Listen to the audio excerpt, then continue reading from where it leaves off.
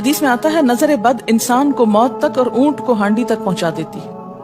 اونٹ کو ہانڈی تک پہنچانے کا مطلب کیا ہے؟ ذبح کرنا پڑ جاتا ہے، تڑپنے لگتا ہے۔ آپ صلی اللہ علیہ وسلم نے فرمایا اللہ کی قضاء اور تقدیر کے بعد سب سے زیادہ نظر بد کی وجہ سے میری امت میں اموات ہوں گی۔ آپ صلی اللہ علیہ وسلم نے فرمایا نظر بد سے اللہ کی پناہ طلب کیا کرو، کیونکہ نظر بد کا لگنا حق ہے۔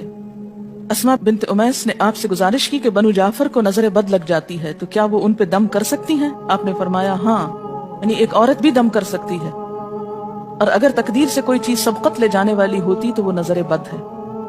آپ نے فرمایا بے شک نظر بد انسان پر اثر انداز ہوتی ہے، حتیٰ کہ اگر وہ ایک اونچی جگہ پر ہو تو نظر کی وجہ سے گر بھی سکتا ہے، یعنی فزیکلی بھی اثر انداز ہوتی ہے۔ اور آپ دیکھیں کہ وہ قرآن پاک میں نہیں آتا وَمِن شَرِّ حَاسِدٍ إِذَا حَسَدَ، اور حاسد کے شر سے جب وہ حسد کرے، تو نظر بد ہوتی کس کی ہے؟ حاسد کی ہوتی۔ بری نظر کس کی ہوتی ہے؟ حاسد کی۔ تو جو صبح شام 3 دفعہ یہ پڑھتے رہے ان کو حاسد کچھ نہیں کر سکتے، ان کا کچھ نہیں بگاڑ سکتے، جتنا چاہیں گھورتے رہے۔ اسی طرح ابن کثیر نے کہا کہ نظر بد کا اللہ کے حکم سے لگنا اور اثر انداز ہونا حق ہے۔ تو جب اللہ کی پناہ لیتے ہیں نا قل اعوذ برب الفلق قل اعوذ برب الناس، تو آپ نے اللہ کے پناہ لے لی، شیلٹر میں آ گئے آپ۔ اب ہر چیز بیکار ہو رہی ہے، سب نظریں وظریں، اور اگر لگتی بھی ہے انسان کو تو کس سے؟ اللہ کے اذن سے لگتی۔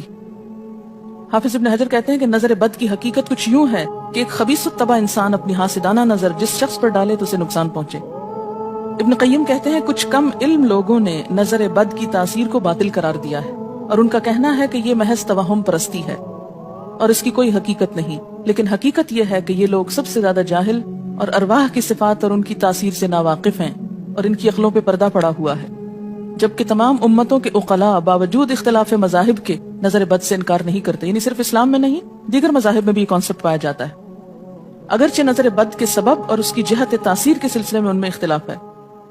پھر کہتے ہیں اس میں کوئی شک نہیں کہ اللہ تعالیٰ نے جسموں اور روحوں میں مختلف طاقتیں اور طبیعتیں پیدا کی ہیں، اور ان میں کئی خواص اور اثر انداز ہونے والی کیفیات ودیت کی ہیں۔